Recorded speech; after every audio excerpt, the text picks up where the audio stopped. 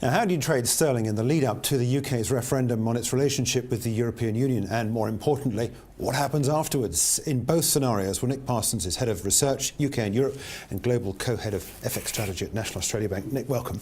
Let's take a look, first of all, at the markets generally. As we lead up to this, we saw that low print for sterling back end of February when we heard all about the date for the referendum. Since then, money's gone back into sterling. How comfortable do you feel about where we are for sterling at the moment? I'd say very uncomfortable at the moment. A lot of hedges were put in place February and March as corporates in particular sought to protect themselves against the possibility of a sharp decline.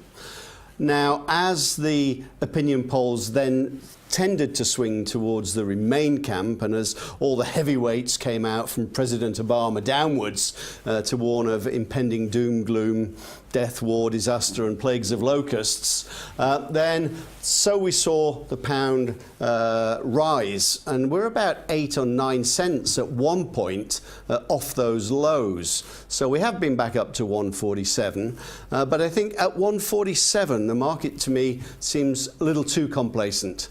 I think it's much closer than the markets appear to believe. And you only need a couple of percentage point swing in turnout to get dramatically different outcomes in terms of the overall result.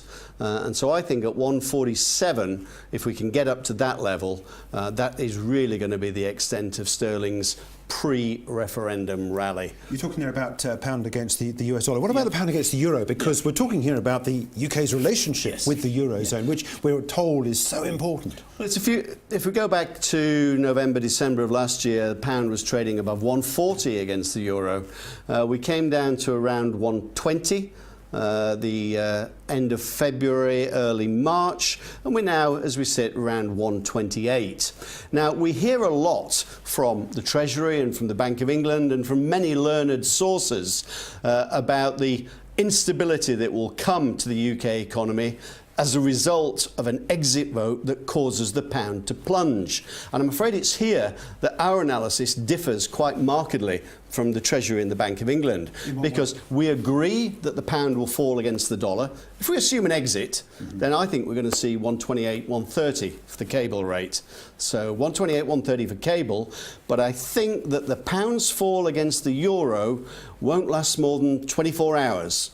I think the initial reaction on an exit vote, a leave vote, will be just simply to sell the pound indiscriminately.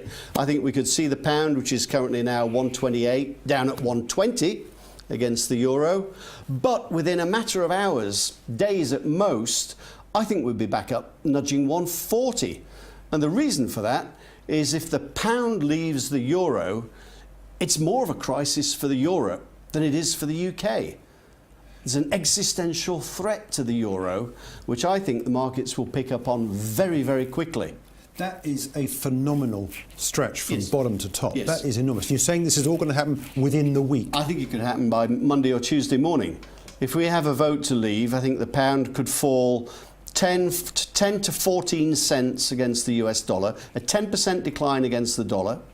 We're thinking of a 5 to 6% decline against the euro immediately, simply because the first reaction is sell sterling. And that would make sense. Okay. You shoot first and ask questions later. You sell sterling. And once you've sold sterling, what's your next trade? It's, well, for heaven's sake, it's sell the euro. And I think sterling will come bouncing back like a bungee cord. And I think we'll see a bungee jump for sterling, which will end up stronger against the euro in the event that we leave. And that's where we differ. OK, let's flip the result. 24th, we wake up, we're in. It doesn't really matter necessarily what the margin is particularly, but let's say we're in. Big relief. A bit of a relief rally. I think the template for that is probably the Scottish referendum. We went up 3.5 cents in the morning after the Remain vote in the Scottish referendum. And the morning after the vote was the high that we subsequently saw for sterling for the next 3 or 4 months. In other words, yes, we had a relief rally, but then what? There were lots of issues, lots of political concerns. I think we may well get a relief rally in sterling in the event that we remain. But let's remember the Prime Minister's got a 17-seat majority. Yeah. Europe as an issue is not going to disappear for the Conservative Party. All the investment that was put on hold in the first and second quarters of this year is not suddenly going to come piling into the UK on the 25th of June. So we're still looking at a weak and fragile economy. We're going to be a dark cloud of political risk hanging over sterling, and we think the relief rally is probably going to be limited both in scale and in duration. Let me turn the attention now on to one of the most traded pairs around euro-dollar. What happens to euro-dollar in this event? Let's take the exit, the surprise exit vote. We're out of the European Union. What for the euro against the dollar? Well, let's do the simple maths, and my maths will keep up with this one.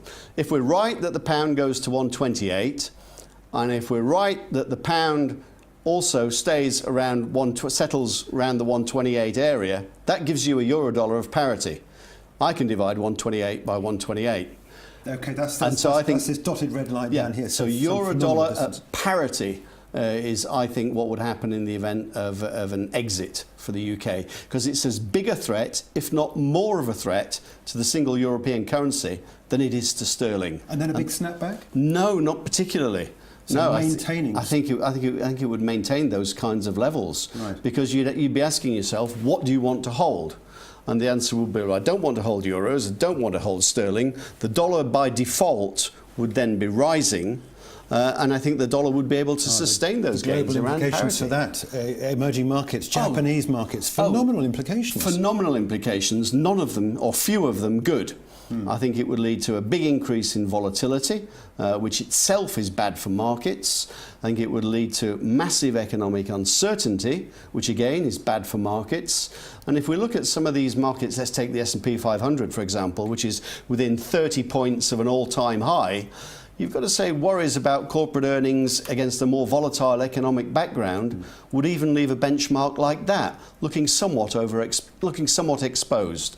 So we think, the dollar would rise, and it would have all those sorts of negative things that we were worried about, remember, at the start of the year. The rising dollar putting pressure on emerging markets, putting pressure on corporate earnings, and putting tension into the monetary system. We could be in for a rerun of that one. Okay, all right. Look, it's a fascinating subject. Nick, thanks indeed there for joining us. Nick Parsons there from National Australia Bank.